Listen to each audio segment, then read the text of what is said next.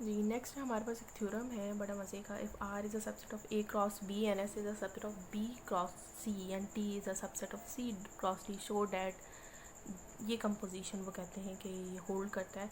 तो ये आपने मैथमेटिकली इसको सॉल्व करना है, इसको देखना है, या आपने खुद ही इसको सॉल्व करना है। बड़े मज़े का ये हो जाता है, जैसे ऊपर एग्जांपल्स की हैं इसी तरह ये भी कंक्लूड हो जाता है, ये भी सॉल्व हो जाता है। ठीक है, नेक्स्ट हम एग्जांपल देखते हैं, एक डेफिनेशन देखते हैं इन्वर्स ऑफ अ रिलेशन, कि किसी रिलेशन का इन्वर्स कैसे फाइंड कर सकते हैं।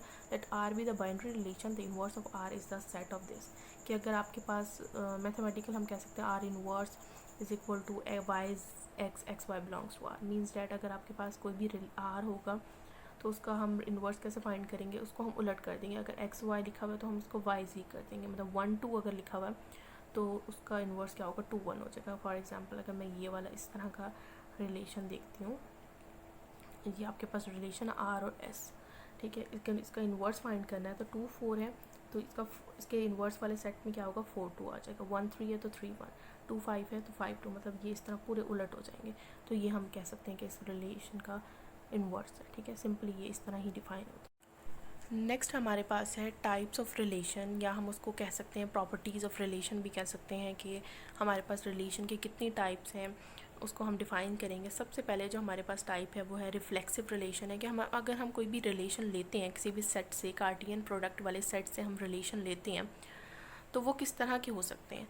ठीक है, तो वो रिफ्लेक्सिव हो सकते हैं, वो इररिफ्लेक्सिव हो जाते हैं, और इसी तरह नेक्स्ट भी है। तो हम सबसे पहले डिफाइन करते हैं रिफ्लेक्सिव रिलेशन क्या होता है। The R be R relation in set A, then R is called the reflexive relation if A belongs to R for all A belongs to are.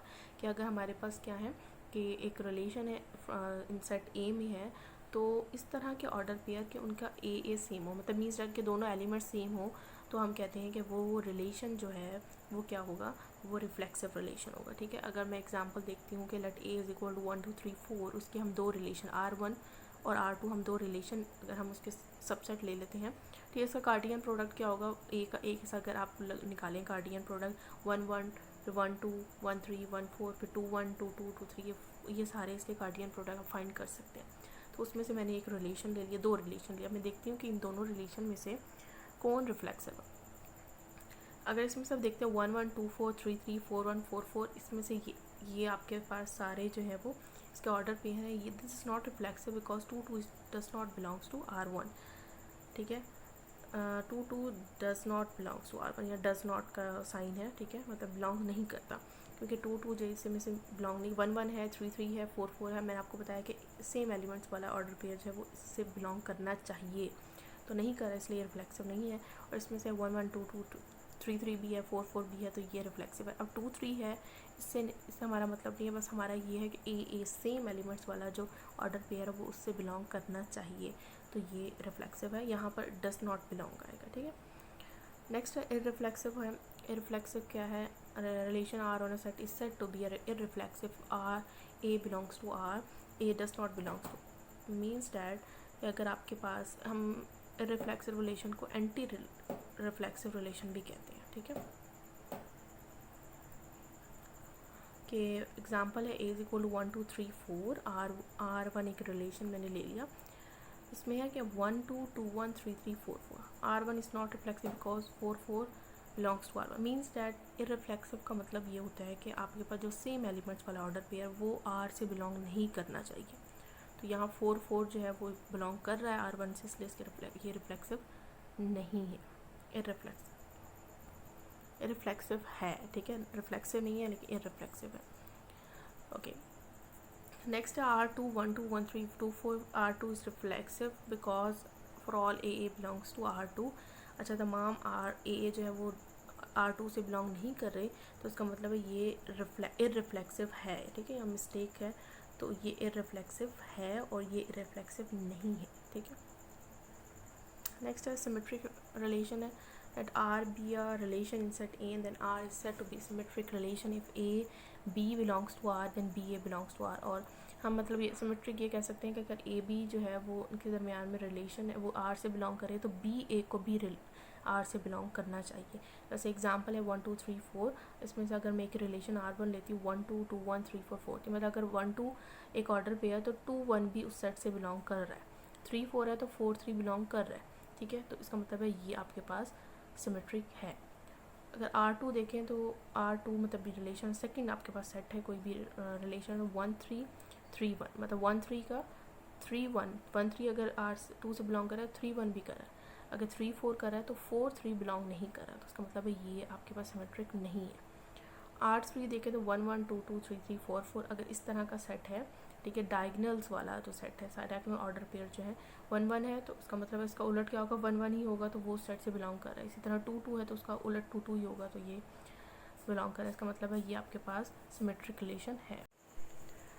Next note है, empty set is a symmetric relation, कि आपके पास जो empty set होता है वो भी symmetric relation होता है।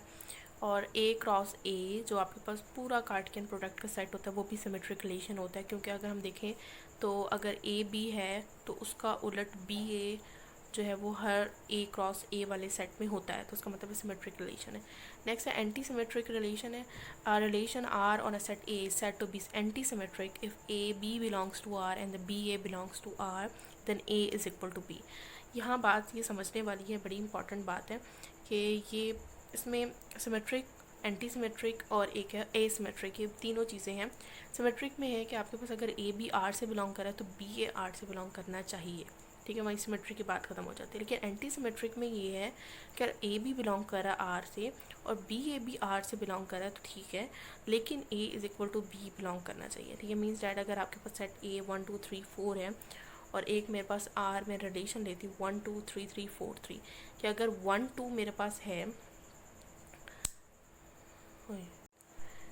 जी, इस रिलेशन में अगर 3 3 है तो आपके पास 3 3 भी है, ये एलिमेंट जो है वो हम ऑर्डर पेयर देख लेते हैं। अगर 4 3 है तो 4 3 आपके पास है तो 3 3 इसका आपके पास सेम वाला एलिमेंट मौजूद है, तो उसका मतलब है ये एंटी सिमेट्रिक है।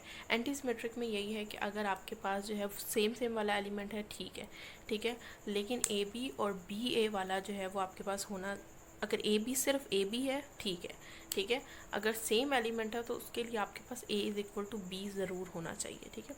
नेक्स्ट आपके पास है can a relation be symmetric can anti symmetric, क्या एक रिलेशन जो है वो सिमेट्रिक और एंटी सिमेट्रिक दोनों हो सकते हैं? तो बात है येस, क्योंकि इसमें जो डायगनल वाले ऑर्डर पेयर होते हैं ए बी बी सी सी वाले, वो वाला जो सेट होता है वो सिमेट्रिक भी होता है, वो एंटी सिमेट्रिक भी होता है। इसके लिए आप चेक कर सकते हैं कि अगर ए बी बी सी सी है तो ए वाला सिमेट्रिक है और ये एंटी सिमेट्रिक भी है, ठीक है। Asymmetric है a relation R on a set A is said to be asymmetric relation if AB belongs to R then BA does not belongs to R, कि अगर आपके पास 1 2 है तो 2 1 उसका नहीं होना चाहिए, तभी वो asymmetric होगा। जैसे आपके पास फर्स्ट एग्जांपल है R1 है, इसमें 1 2 है तो 2 1 नहीं है, 2 3 है तो 3 2 नहीं है, 3 1 है तो 1 3 नहीं है, 4 3 है तो 3 4 नहीं है, इसका मतलब है रिलेशन जो है वो asymmetric है। इस तरह R2 जो है वो एसिमेट्रिक नहीं है, क्योंकि 1 2 है तो उसका उलट 2 1 मौजूद है, तो ये आपके पास एसिमेट्रिक नहीं है। इसी तरह R3 जो है ये भी आपके पास एसिमेट्रिक नहीं है, क्योंकि 1 2 है तो उसका उलट 1 1 होता है, 1 1 है तो उसका उलट 1 1 होता है, तो ये बिलोंग कर रहा है, तो ये आपके पास एसिमेट्रिक नहीं है। A cross A means Cartesian product का जो पूरा सेट होता है उसमें भी उसके जो उलट वाले एलिमेंट्स होते हैं, ऑर्डर पेयर होते हैं, वो मौजूद होते हैं, तो इस वजह से ये भी एसिमेट्रिक नहीं। इम्पटी सेट जो है वो एसिमेट्रिक हो सकता है। नेक्स्ट है transitive relation, binary relation R on a set A is called transitive relation if A B belongs to R and B C belongs to R then A C belongs to R, कि अगर आपके पास A B को के दरमियान relation और वही B जो है वो सी को रिलेट कर रहा है तो ए जो है वो सी को होना चाहिए, ठीक है। तो यहाँ पर जो बात समझने वाली है वो ये है कि ए बी को कर रहा है तो बी सी को कर रहा है तो ए सी को करना चाहिए, ठीक है। तो मैं अगर फर्स्ट एग्जांपल देखती हूँ, let A is equal to 1 2 3, एक रिलेशन देखते हैं 1 2 1 3 2 2, ये ट्रांजिटिव रिलेशन है। पहले हम नीचे और एग्जांपल देख लेते हैं कि अगर 1 2 2 1 1 1 2, यहाँ पर अगर मैं देखती हूँ 1 2 में ऑर्डर पेयर 2 1 में है, ठीक है, 1 2 को रिलेट कर रहा है, 2 1 को कर रहा है और 1 ए सी को भी करना चाहिए, तो यहाँ पर ये आपके पास 1 1 वाला ऑर्डर पेयर मौजूद है। तो अगर मैं फॉर एग्जांपल मैं अगर इसको लेती हूँ ऑर्डर पेयर 2 1 को कर रहा है तो 1 2 को कर रहा है और 2 को 2 मतलब 2 1 को कर रहा है, 1 2 को कर रहा है, तो ए सी को मीन्स 2 2 को उसका ऑर्डर पेयर पर मौजूद है। इसका मतलब है ये आपके पास ट्रांजिटिव है। सेकेंड है 1 1 2 2 3 3, तो ये बात वही है कि यहाँ पर अगर ट्रांजिटिव में यही है कि अगर ए बी को कर रहा है, वो आर से बिलोंग कर रहा है, ठीक है, बात खत्म। बी सी को कर रहा नहीं कर रहा, सेट वहीं पर ख़त्म हो जाता है ऑर्डर पे, तो ठीक है बात। लेकिन अगर वो बी सी को कर रहा है तो उसका मतलब ए सी को करना चाहिए। लेकिन इस तरह के रिलेशन भी होते हैं कि 1 1 को कर रहा है तो वहीं इसका तो एक ही बात है।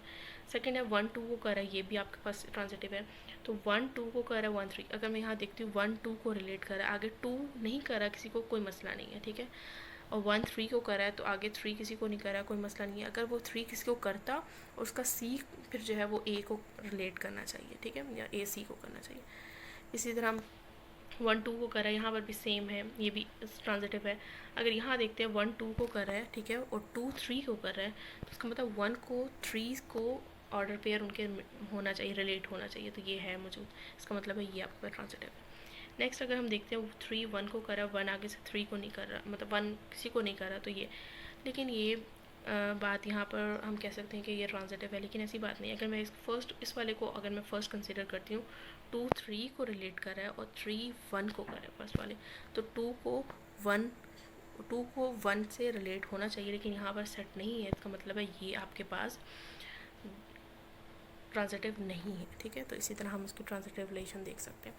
नेक्स्ट हमारे पास है let A is equal to A B C D, R एक रिलेशन है, तो हमने यहाँ अपने फाइंड करना है कि रिफ्लेक्सिव है, इरिफ्लेक्सिव है, सिमेट्रिक है, टी सिमेट्री, ट्रांजिटिव, ये आपने सॉल्व करना है, ठीक है, खुद से अपनी प्रैक्टिस के लिए। नेक्स्ट है इक्वलेंस रिलेशन होता है। A binary relation on a non empty set A is said to be an equivalence relation if and only if the relation के मतलब अगर कोई भी रिलेशन है वो इक्वलेंस कहलाएगा अगर ये तीन उसकी प्रॉपर्टीज़ होंगी, रिफ्लेक्सिव हो, सिमेट्रिक हो और ट्रांजिटिव। ये तीनों मैंने आपको ऊपर समझाया। अगर कोई रिलेशन ये तीनों प्रॉपर्टीज़ होल्ड करती हैं तो मतलब वो रिलेशन जो है वो इक्वलेंस रिलेशन है, ठीक है। तो ये सारी बातें जो ऊपर समझाई हुई ये वही बातें जो है वो उन्होंने कहा कि एक ए बी है तो वो रिफ्लेक्सिव भी है, सिमेट्रिक भी है, ट्रांजिटिव भी है, तो ये चीज़ें यहाँ प्रूव हुई हुई हैं।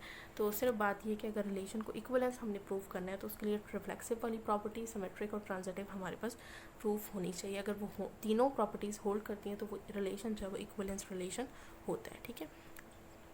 Thank you.